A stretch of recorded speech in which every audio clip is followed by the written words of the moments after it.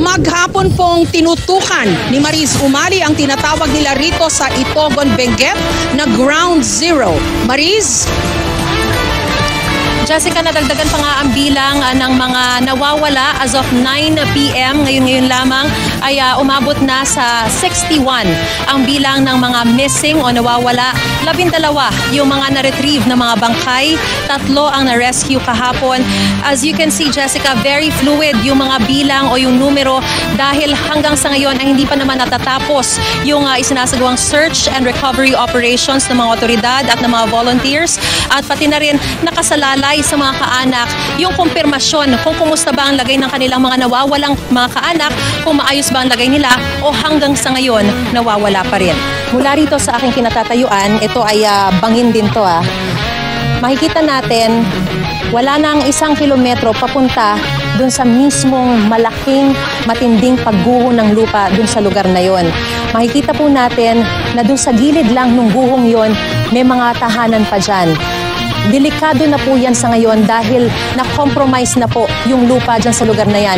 Kaya delikado rin po para dun sa mga residente na nasa bahay na yon yung sitwasyon sa ngayon. Makikita natin kung gaano kadelikado yung lugar pero nakikita rin natin na meron pa rin ilang mga residente na tumatawid pa rin doon at bumabalik sa kanilang mga tahanan. Hindi natin alam kung ano bang pakay nila, kung i-check lang ba nila ang kanilang mga kamag-anak na naiwan pa doon o kung inaalala nila yung mga gamit na naiwan nila doon. Narito po ako ngayon sa gitna ng malawak na guho na resulta po ng nangyaring matinding landslide o pagguho ng lupa sa kasagsagan ng pananalasa ng Bagyong Ompong nitong Sabado. Makikita niyo po yung pinakatuktok ng bundok na yon. Doon po nagsimula yung pagbagsak ng mga lupa. Doon po nagsimula yung guho. Nagdire-diretso siya papunta dito sa baba ng bundok. At pinaniniwalaan po, ang sinasabi sa atin ng mga otoridad, dyan po nakatayo o nakatirik.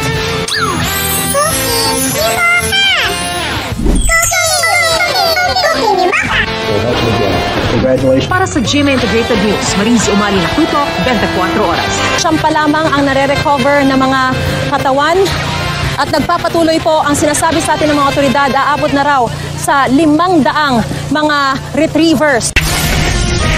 Drink of captives, sea to ocean. Phenylpropanolamine hydrochloride, chlorphenamine maleate. Paracetamol is the generic name of Sendex C forte. If symptoms persist, consult your doctor.